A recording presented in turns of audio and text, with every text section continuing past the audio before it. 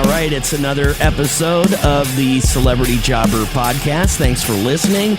I'm Jeff Zito, streaming on Apple Podcasts, Spotify, iHeart, wherever you get your podcasts. This week, number 2 on Apple Podcasts Music Interviews chart. Please subscribe. Would love a 5-star rating and leave a review. You can also check out past guests and episodes online at celebrityjobber.com.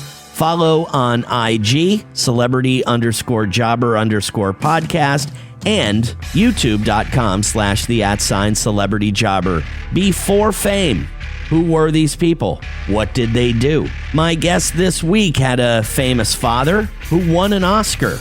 Ed Begley Jr. from the 80s TV drama St. Elsewhere. He's got a new movie on Amazon and in theaters, Don't Tell Larry. He's an environmentalist.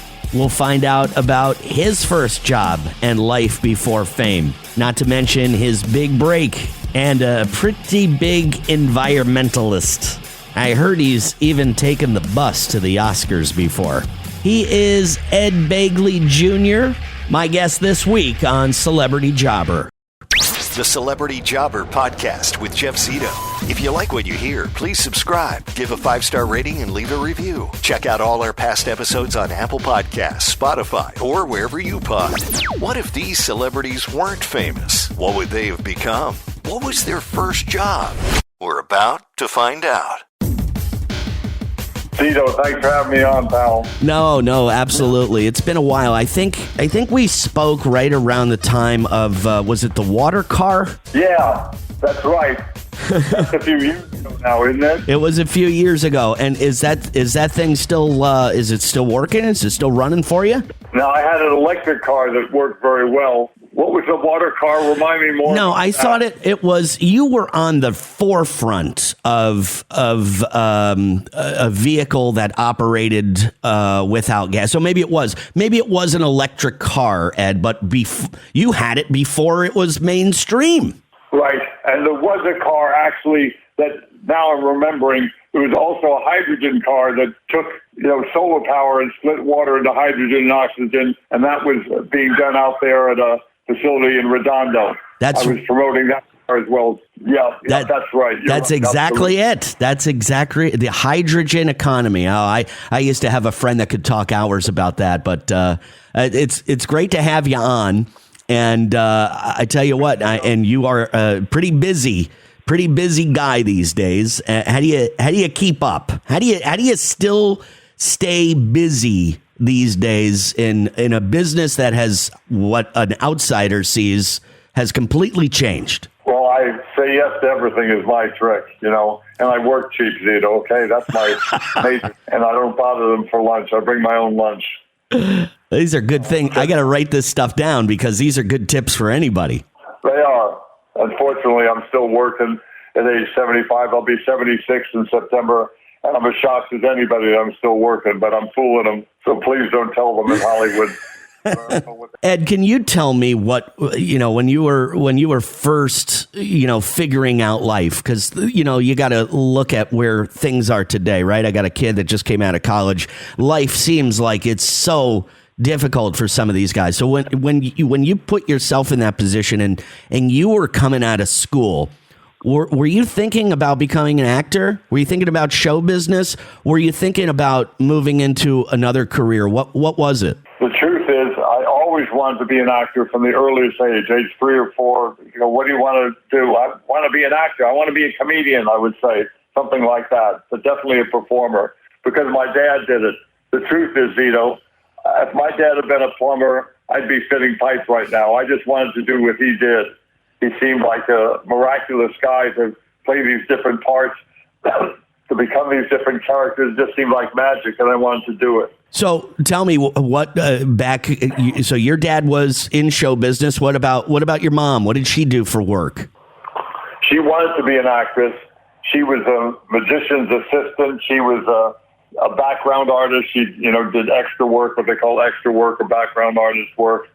And she wanted to, but never achieved any success like my dad.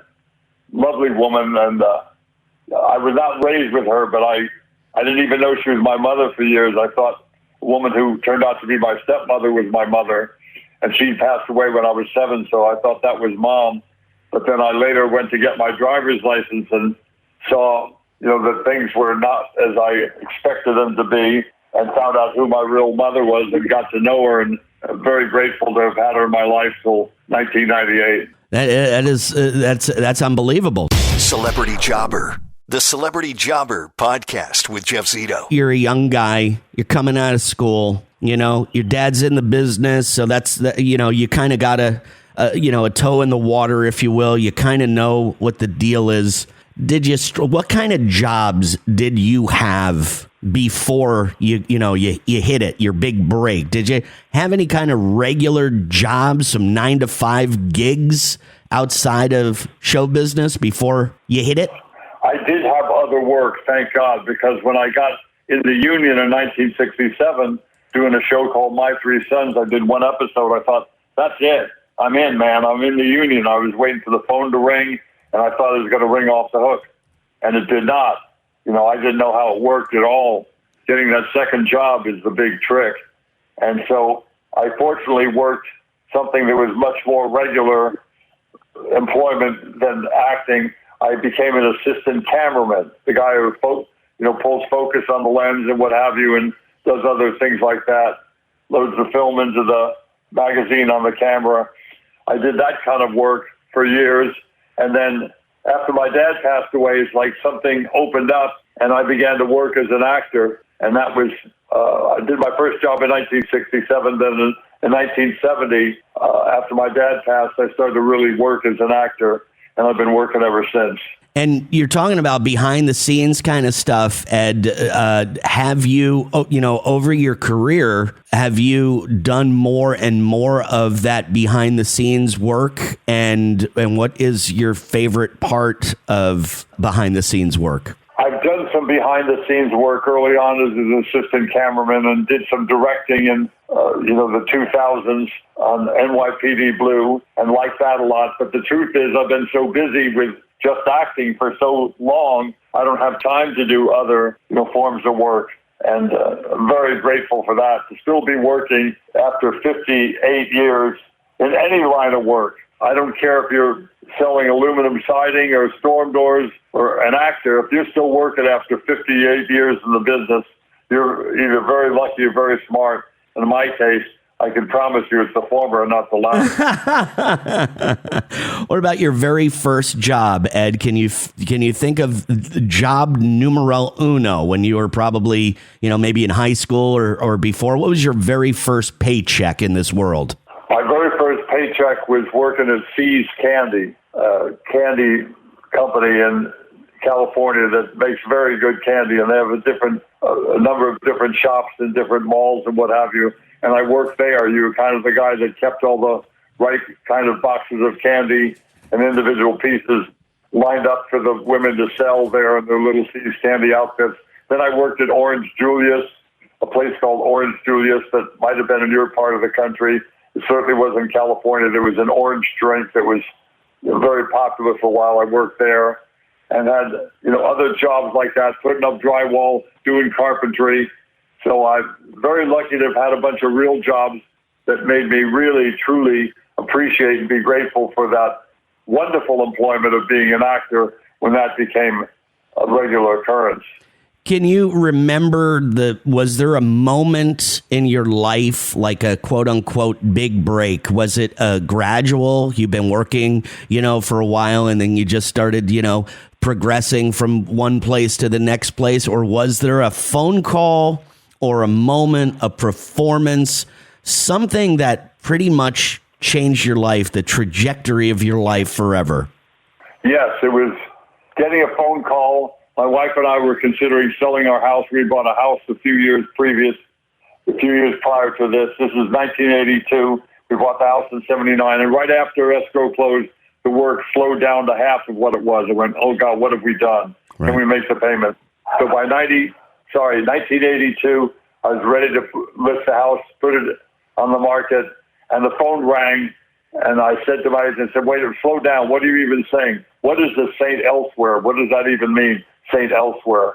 And he said that the show is a medical show. You're going to go read for a part of one of the regular characters on the show, Dr. Peter White. I went, great. I went in and read for it, and I didn't get it. I didn't get it, Zito. I was so disappointed. They threw me a bone and said, you're going to play a part. If you want to do it, they're offering you the part. It just has 2 or 3 lines in the pilot, but they may write for it more if they like it. I went, okay, I didn't get the part of a regular. I'll be a 3-line, 1 episode, come and gone. Okay, but I'll do it because the script is good. The character that I wanted, Zito, was killed in the 2nd season of the show. Oh. The part I didn't want that had 2 or 3 lines became one of the most popular characters in the show. That was called Dr. Victor Ehrlich. So, wow. Wanted in life has never been nearly as good as what I've gotten, is my point, Zito. I'm very lucky. I've been blessed my whole life. To be born Ed Begley's son was a great gift, and the gifts just kept on coming. The Celebrity Jobber Podcast with Jeff Zito.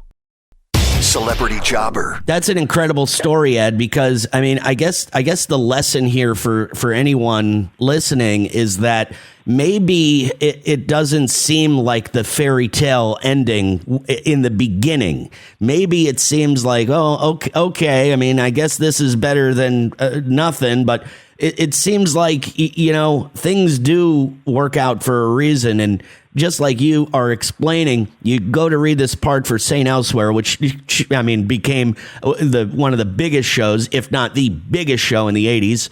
And the character that you wanted to get ultimately ended up getting, killed off in the next season. You had maybe a 1 or 2 week job, which ended up getting you another week, and ultimately a career. How long did St. Elsewhere end up being on TV for, Ed? It was on 6 years, and I was in all the episodes. So, that's the way it's been my whole life. It looks great on the port side of the canoe, so I'm paddling like crazy, get over the left side of the left bank. Only the current's ripping and pulling me somehow to the starboard side. And finally I give up and go, okay, this is where I can't make it over there. I'm over on this side of the riverbank. And it's much better than what I thought I was doing over on the other side. It's always been better. You take your action, you do what's in front of you, and take your best shot. But sometimes there's an even better situation waiting for you where you don't expect it. Ed, can you describe to people like me that really don't know how Hollywood works or how show business works and acting, can you kind of tell us a little bit how the world has changed for you over the last 40 or so years? Because, just like any business with technology, things have changed drastically for the better or for the worse. But could you kind of tell people that don't know much about your industry the biggest change that you see in it since you got into it versus now? So many things have changed. I'll try to list a few of them. We used to go into an actual room with other actors and sit there for a job interview, like getting a job at, a company, what have you, I suppose, to meet the hiring outfit, the people in HR, what have you. Those are the casting people, basically. You sit in a room with Jamie Cromwell, with Bruce Davison, with people like that. Barry Bostwick, friends of mine. You'd be up in the same parts because we're tall guys that look the way we look. Now you self-submit a tape. You record on your phone. A self-tape is what they call it, and you send it in to the casting people, and they present it to the director, the producers of the show. And that's the way it works now. You do all that yourself. It used to go in the room and actually read lines to people and then get a job. My good fortune that I didn't see it all. I didn't know how lucky I was. I was Ed Begley's son. So that helps in 2 key ways. Number one, they're going to remember your name, not forget it, and you might get work out of it. And number two, they're going to be relaxed and comfortable. Because they go, I worked with your dad on the Philco Playhouse, and he's great. Top of page 8, Eddie. Good luck, kid. They were kind of rooting for you. So I had a tremendous advantage and didn't even know it. And things are not like that today. They're quite different. You know, Ed, a lot of people, and I really appreciate what you're saying about your dad. And here we are, just right after Father's Day. Maybe focus on your dad a little bit. There's a lot of guys that are and were in your position who had a successful father in the career that you're trying to be successful in, and some of those people want to forge their own path, and they don't want any help. And it seemed a little different with you. It seemed like you really admired your dad, and tell me about your father a little bit. It seemed like you had a really great relationship. You said if he was a pipe fitter, you'd been a plumber. Exactly. And the truth is, I was one of those guys who didn't get it. I thought I wanted to forge my own path, and in many ways I did, but you can't ignore what is just simply a reality. The truth is, I was his son, I am his son, and so I finally learned to appreciate and, in fact, use those advantages that I had and not ignore them. I was going to change my name to something other than Ed Begley Jr. and really try to be more anonymous about it. And I've got to prove I can do it all my own. Why? When your parents have already dug the mine shaft out in the back of the house and what have you, and they want to show you how you extract a valuable ore from the mine, why would you not do that? It's kind of, they've done a lot of it for you if you want to be in that same business, and I did. And of course, I never have achieved the kind of incredible, status that my dad did. He was in 12 Angry Men, a great movie, and he won an Oscar for Sweetbread of Youth. That's an incredible accomplishment. So I'm proud of what I've done, and I've done a lot of it on my own, but the door was opened for me by my father, and I was wise enough to walk through it. And then once inside the room, then you have to perform, you have to deliver, you have to do something that really catches their attention to get the job and keep the job. But I finally learned to not fight it and accept what is. I think it's a valuable lesson. Can you tell me, maybe, is there something that stands out, a valuable lesson that your old man taught you when you were younger that has stuck with you to this day? He taught me a little trick about hitting your mark in TV and film acting. You have to, and on stage as well, you have to land on a mark for where you're positioned on the stage of the live performance or where you are in the set for lighting and sound and many other things for camera. You have to, hit this mark. So he showed me a way to back up, 3 paces. If you've got to walk in 3 paces, just back up to 3 and count them off, and maybe put get a piece of tape from the camera department and put a pencil on the ground. A pencil taped to the ground. I know this seems crazy, but it works. And you come up, and you can feel with your foot that pencil is there, and you're not looking down on it. Sometimes people put a sandbag down, one of those little tiny sandbags that they have in the camera department, for different needs.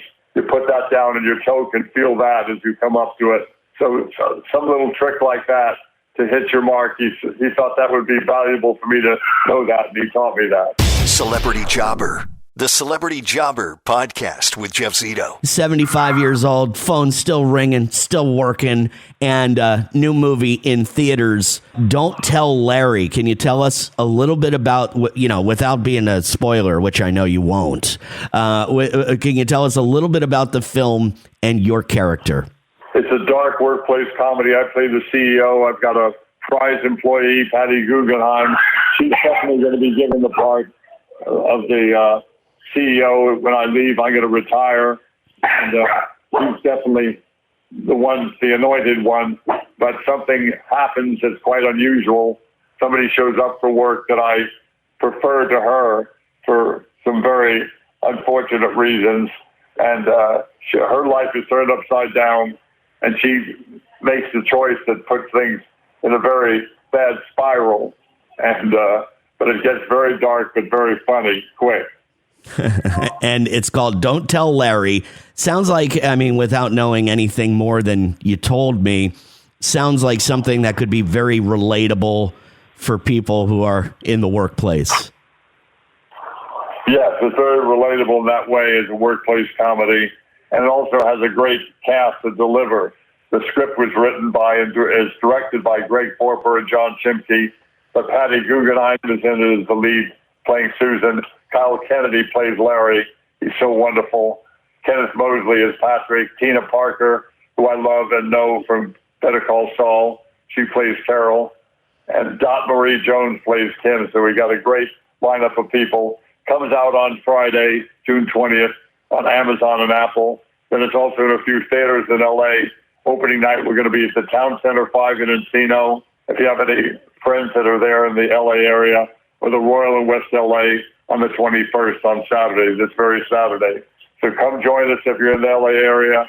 If you have friends here, tell them about it and see it on Apple or on Amazon. Ed, two more questions before I let you go, if you don't mind. Number one, you have been known not only as a fantastic actor for your whole career, but also as a very devout environmentalist. Can you tell me a little bit about why you have chose this thing?